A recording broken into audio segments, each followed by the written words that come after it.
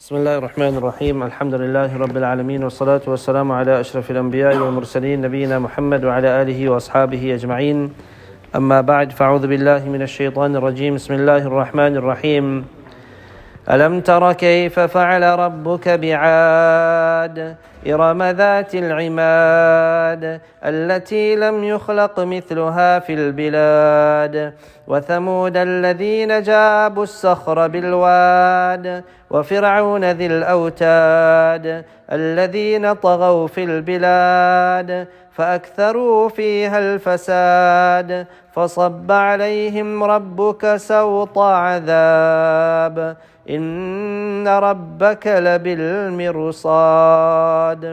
Allah subhanahu wa ta'ala, continuing with Surah Al-Fajr, after taking the 5 oaths, Allah subhanahu wa ta'ala now makes mention with regards to the nations that passed before. This ummah of Rasulullah sallallahu alayhi wa sallam, in this ummah, Allah subhanahu wa ta'ala in the Quran speaks about the nations that passed before. Because those were nations, certain of them had different qualities, which Allah subhanahu wa ta'ala explains those qualities, but they went against the Nabi. They went against the teaching of the Prophet. They went against the wahi. They went against the revelation. And because of this, the outcome of those nations was such that Allah humiliated them and destroyed them.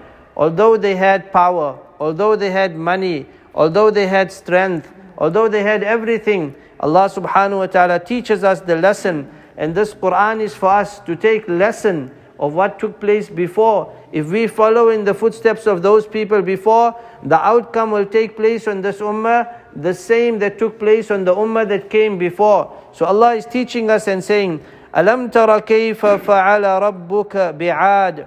Have you not seen how your Rabb has dealt with the nation of Ad? This was in the time of Hud alayhi salam. Allah subhanahu wa ta'ala sent Hud alayhi salam to the people of Ad. Iram. Here Allah makes mention with the name Iram. Iram, it can either be in reference to the generation from where they came. Adanil Ula. This was the powerful Ad, the nation which Allah makes mention in many places of the Quran. Iram, the son of Iwad, the son of Sam, the son of Nuh alayhi salam. This is the generation that came down. Powerful, strong people. Some of the Mufassirin make mention, they were 18 foot tall. 18 foot tall. They could take a tree, a palm tree with their bare hands, and they could pull it out of the ground. They went against the command of Allah subhanahu wa ta'ala. Allah says, Dhatil Imad. Imad is known as pillars. Imad is known as pillars. They were powerful people. Dhatil Imad, like long, powerful pillars. Either it can be in reference to they themselves, which the Mufassirin say that they were like long, powerful pillars themselves. They were strong people, powerful people. Some people make mention that it was the son of Ad, whose name was Shaddad. Shaddad built for himself a palace. And this palace that he built was a palace, and he used to tell the people, the prophets are saying that you will go to Jannah. I will build a Jannah in this dunya. I will build a Jannah in this world. With huge, beautiful pillars he built this Jannah. And Allah subhanahu wa ta'ala tested him. It was a ready-made place for a person to enter into Jannah in this world. But before he could take one step in his own Jannah that he made in this world, Allah subhanahu wa ta'ala took his soul and he passed away. So he could not benefit, where he was claiming to mankind that why should we listen to the prophets and go to Jannah after we die? We can make this dunya Jannah, and we can build. And he did build a beautiful castle. And this can be the reference, or it is the reference of the people themselves. They were Dhatil Imad, long, powerful, tall people. Allati lam yukhlaq mithluha fil bilad, such that the like of what they created and built was never seen before of palaces. They would carve and make beautiful stuff, beautiful things that they would make. How Allah destroyed them, sab'a layali wa thamaniyata ayyam. 7 nights and 8 days the wind blew, took this nation up towards the sky, collided one another with themselves, and dislocated their hands, dislocated their feet, decapitated their heads, And Allah subhanahu wa ta'ala made the wind bring them back onto, the screams of these people could be heard by the angels in the heavens, and dropped them onto the ground, totally destroyed, like palm trees laying on the ground. Allah destroyed the entire nation. They used to say, Man ashaddu minna quwwa, who's more powerful than us? They used to make this claim.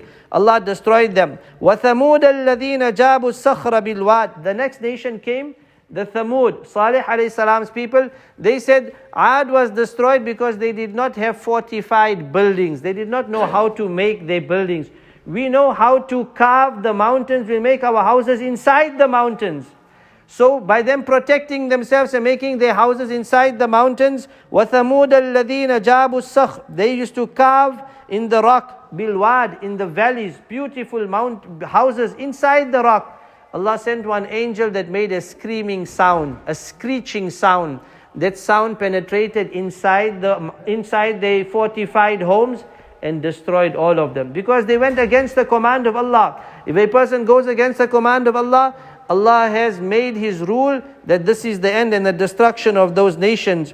وَفِرْعَوْنَ ذِي الْأَوْتَادِ. Allah says, and Fir'aun, the owner of the stakes, the owner of all this plentiful that Allah subhanahu wa ta'ala had given him. Awtad normally is in reference to pegs. It is in reference to nailing or putting something into the ground. It could be in reference to Fir'aun when people went against him, because he used to say, Ana Rabbukumul A'la, I am the highest divine Lord.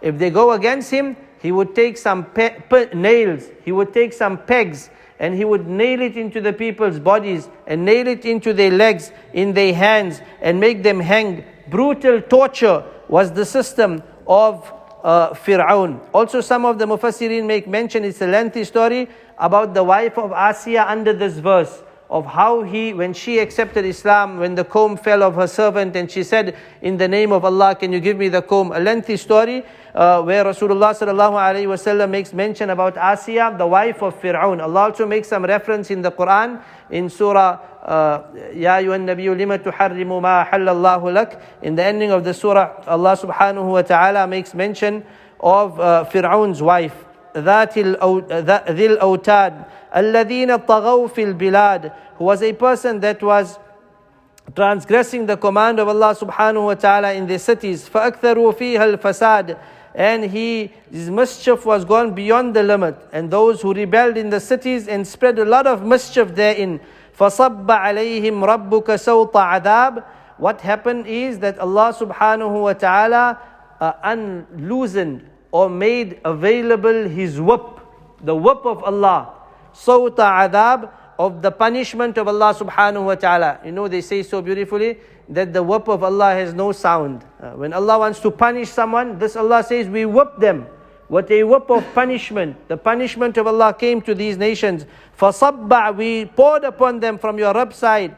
Sawta adab, inna rabbaka labil mirsad. Verily your Rabb is waiting. This word mirsad normally is when a person is being ambushed. A person is going in an area where he doesn't know who's going to harm him, who's going to attack him. Imagine you're going into a town or you're going on a street and you know someone is going to attack you. You know someone is going to shoot you. You know someone is going to take your life. How you going, how you moving your life.